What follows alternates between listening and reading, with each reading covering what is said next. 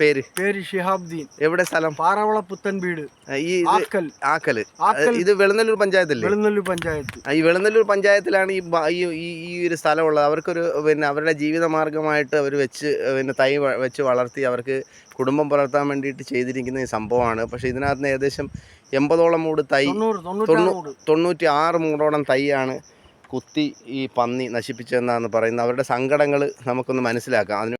എന്തിനെക്കുറിച്ചാണ് ഈ പറഞ്ഞതെന്നൊക്കെ നിങ്ങൾക്ക് മനസ്സിലാകും. ഈ റബ്ബറിൻ്റെ ഈ ചുവട് ഭാഗം കാണുമ്പോൾ നമുക്ക് മനസ്സിലാകും എന്താണ് ഇവിടെ നടക്കുന്നതെന്ന്. നമ്മുടെ നാട്ടിൽ ഒരുപാട് ആളുകൾ കൃഷി കൊണ്ട് മാത്രം ജീവിച്ചിരുന്ന ഒരു വലിയ സമൂഹത്തിന് ഒന്നും ചെയ്യാൻ കഴിയാത്ത അവസ്ഥയിലേക്ക് ഈ ഒരു പന്നിയുടെ ശല്യം മാറിക്കൊണ്ടിരിക്കുകയാണ്. റബ്ബർ തൈകൾ പോലും മൂട് പിടിപ്പിച്ച് എടുക്കാൻ പറ്റാത്ത അവസ്ഥ. അതുപോലെ തന്നെ പച്ചക്കറികൾ, പഴവർഗ്ഗങ്ങൾ എന്ന് വേണ്ട ഒരു സാധനവും പിടിപ്പിക്കാൻ പറ്റാത്തൊരവസ്ഥ. ആ അവസ്ഥയിലാണ് ഇന്ന് നമ്മുടെ നാട്ടിലുള്ള മുഴുവൻ കർഷകരുമുള്ളത്. ഇത് വെളുന്നല്ലൂർ പഞ്ചായത്തിലെ ആക്കൽ എന്ന് പറയുന്ന സ്ഥലത്ത് വട്ടത്തിൽ വെള്ളച്ചാട്ടത്തിനോടടുത്ത് കിടക്കുന്ന ഒരു പ്രദേശത്ത് 100 കണക്കിന് തൈകളാണ് ഇതുപോലെ റബ്ബറിൻ്റെ 3-ാം വർഷവും 4-ാം വർഷവും ആയ തൈകൾ ഇതുപോലെ നശിപ്പിക്കപ്പെട്ടിട്ടുള്ളത്. ഇതിന് എന്തെങ്കിലും ഒരു തീരുമാനം ഇവിടുത്തെ സർക്കാർ ഉണ്ടാക്കിയില്ലെങ്കിൽ ഈ കർഷകരൊക്കെ ആത്മഹത്യ ചെയ്യേണ്ടി വരും എന്നുള്ള കാര്യത്തിൽ സംശയമില്ല. ലക്ഷക്കണക്കിന് രൂപ ചിലവാക്കിയത് ഇതുപോലെ ഒടിച്ചിട്ട് വീണ്ടും ഇത് തെളുത്ത് വന്നതാണ്. തെളുക്കുമ്പോൾ വീണ്ടും അത് ഒടിച്ചു കളയും. ഇതാണ് അവസ്ഥ. 100 കണക്കിന് തൈകളാണ് ഈ കോലത്തിലാക്കിയിട്ടിരിക്കുന്നത്. ഇതൊരു വലിയ ഒരു പ്രതിസന്ധിയാണ് കർഷകർക്ക് സൃഷ്ടിക്കുന്നത്. ഭയങ്കര വലിയ പ്രതിസന്ധി. കാരണം എല്ലാ മരങ്ങളും ഇതുപോലെ ചുവട്ടിൽ ഒരു തരത്തിലും പറ്റാത്ത തരത്തിലാണ് ഇത് ഇങ്ങനെ വെട്ടിക്കീറി നശിപ്പിച്ചത്. അതുപോലെ തന്നെ ഇത് കാണാമല്ലോ, ഈ വീഡിയോയിൽ കാണുന്നുണ്ടല്ലോ, ഇതുപോലെയാണ് നശിപ്പിച്ചിരിക്കുന്നത്. അതുപോലെ ഇത് ഒടിക്കാൻ പറ്റുന്നത് ഒടിച്ചിടുക. 3-4 വർഷമായ മരങ്ങളൊക്കെ ഇതുപോലെ ചെയ്തു കഴിഞ്ഞാൽ എന്ത് കഷ്ടപ്പെട്ടിട്ടായിരിക്കും ഓരോ കർഷകർ ഇത് ചെയ്യുന്നത്. മരം മാത്രമല്ല, വാഴ, ചേമ്പ്, ചേന, കാച്ചിൽ എന്ന് വേണ്ട നമ്മുടെ നാട്ടിലുണ്ടായിരുന്ന സകല കൃഷികളും നശിപ്പിക്കാൻ വേണ്ടിയിട്ടാണ് ഇപ്പോൾ ഈ പന്നികൾ ഇവിടെ ഇറങ്ങിയിട്ടുള്ളത്. കൂട്ടമായിട്ടാണ് വരുന്നത്. ഒരു പ്രദേശം മുഴുവൻ നശിപ്പിച്ചുകൊണ്ടാണ് ഇത് പോകുന്നത്. ഇതിനെതിരെ ശക്തമായ ഒരു നടപടി തന്നെ ഗവൺമെൻറ് ഭാഗത്തു നിന്ന് ഉണ്ടാകണം. അപ്പോൾ നമ്മൾ ആ പറഞ്ഞ ഈ റബ്ബർ കർഷകനുണ്ടല്ലോ, അദ്ദേഹം വളരെ വിഷമത്തോടുകൂടി ഇങ്ങനെ ഈ പാറപ്പുറത്തിരിക്കുകയാണ് ഇതെല്ലാം കണ്ടിട്ട്. അപ്പോൾ അദ്ദേഹത്തിനോട് തന്നെ നമുക്കിതിൻ്റെ കാര്യങ്ങളെക്കുറിച്ചൊന്ന് കൃത്യമായി ചോദിക്കാം. എൻ്റെ 96 മൂട് തൈ പന്നി ഇടിച്ചിളക്കി 3-ാം വർഷം കളഞ്ഞ് ഒരു മനുഷ്യനകത്ത് പറഞ്ഞിട്ട് തിരിഞ്ഞു നോക്കൂല. എല്ലാരും ഒഴിഞ്ഞൊഴിഞ്ഞ് മാറിയ. നിങ്ങളെ പേരെന്തോന്നാ? പേര് ഷിഹാബുദ്ദീൻ. എവിടെ സ്ഥലം? പാറവള പുത്തൻ വീട്. ആക്കല്. ഇത് വെളുന്നല്ലൂർ പഞ്ചായത്തല്ലേ? വെളുന്നല്ലൂർ പഞ്ചായത്ത്. ഈ വെളുന്നല്ലൂർ പഞ്ചായത്തിലാണ് ഈ ഒരു സ്ഥലമുള്ളത്. അവർക്കൊരു അവരുടെ ജീവിത മാർഗമായിട്ട് അവർ തൈ വെച്ച് വളർത്തി അവർക്ക് കുടുംബം പുലർത്താൻ വേണ്ടിയിട്ട് ചെയ്തിരിക്കുന്ന ഈ സംഭവമാണ്. പക്ഷേ ഇതിനകത്ത് ഏകദേശം 80ഓളം മൂട് തൈ, 96 മൂടോളം തൈയാണ് കുത്തി ഈ പന്നി നശിപ്പിച്ചതെന്നാണ് പറയുന്നത്. അവരുടെ സങ്കടങ്ങൾ നമുക്കൊന്ന് മനസ്സിലാക്കാം. അതിനു വേണ്ടിയിട്ടാണ് ഞാൻ ചോദിക്കുന്നത്. പറഞ്ഞോളൂ. സർക്കാർ ഒരു പന്നി എങ്ങനെ ആരെങ്കിലും അടിച്ചാൽ ഉടനെ ഫോറസ്റ്റുകാർ വരും, അവരെ അറസ്റ്റ് ചെയ്യും, അവരെ കൊണ്ട് ജയിലിലടയ്ക്കും. ഈ നിയമനം ഒഴിവാക്കണം.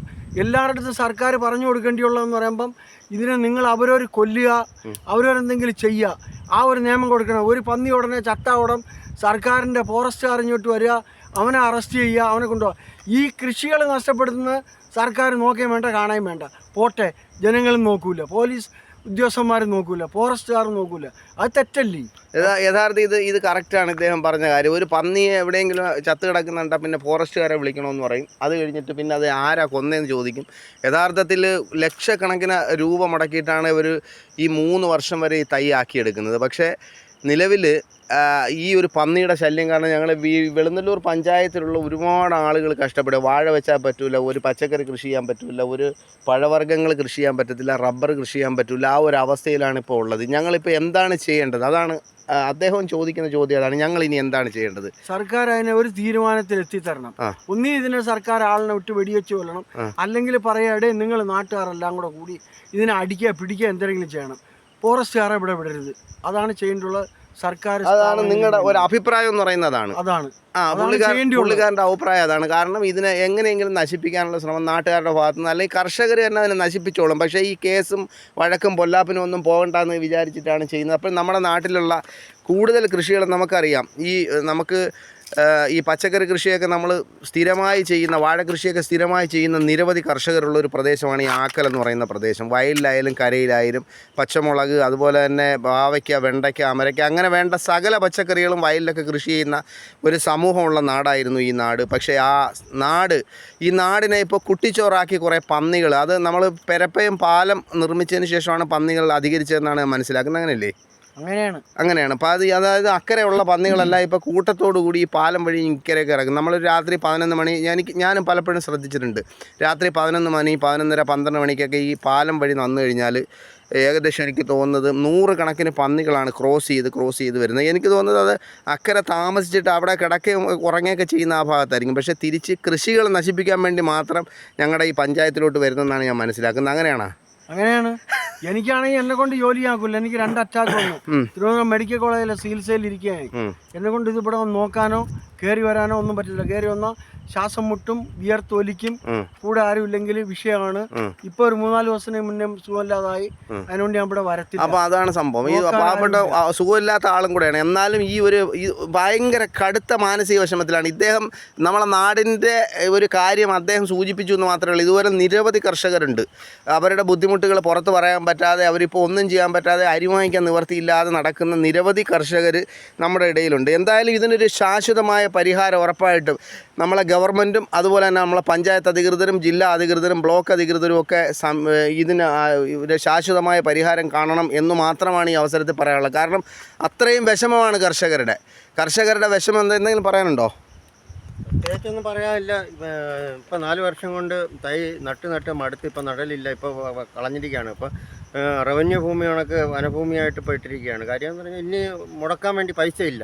ഉള്ളത് പുറത്ത് പോയി അധ്വാനിച്ചുകൊണ്ട് വന്ന് പല പ്രാവശ്യവും മുടക്കി മടുത്ത് പിന്നെ ഇപ്പോൾ ഒഴിവാക്കിയിട്ടിരിക്കുക. ഇപ്പം നിങ്ങളുടെ 2 പേരുടെ അല്ലേ ഈ കാണുന്ന ഈ കൃഷിഭൂമി? അതെ. അപ്പോൾ ഇതിനകത്ത് ഏകദേശം എത്ര മൂട് മരം ഇപ്പോൾ ഏകദേശം നശിപ്പിച്ചിട്ടുണ്ട്? പന്നികൾ 2ലും കൂടെ ഏകദേശം 10-200 മൂട് മരം പോയിട്ടുണ്ട്. ഇത് 2 പേരും ഇവിടെ തൊട്ടടുത്തായിട്ട് കൃഷി ചെയ്യുന്ന ഒരു സഹോദരങ്ങളാണ്. അവർ 2 പേരും കൂടെ കൃഷി ചെയ്യുന്ന ഭൂമിയാണ്. അതിലിപ്പോൾ ഏകദേശം 10-200ഓളം മരങ്ങൾ ഈ ഇതുപോലെ നശിച്ചു. പിന്നെ അത് മാത്രമല്ല, ഈ 3-ാം വർഷമായ തൈക്ക് വേറൊരു കുഴപ്പം കൊണ്ട് അതുകൂടെ ഞാൻ പറയാം.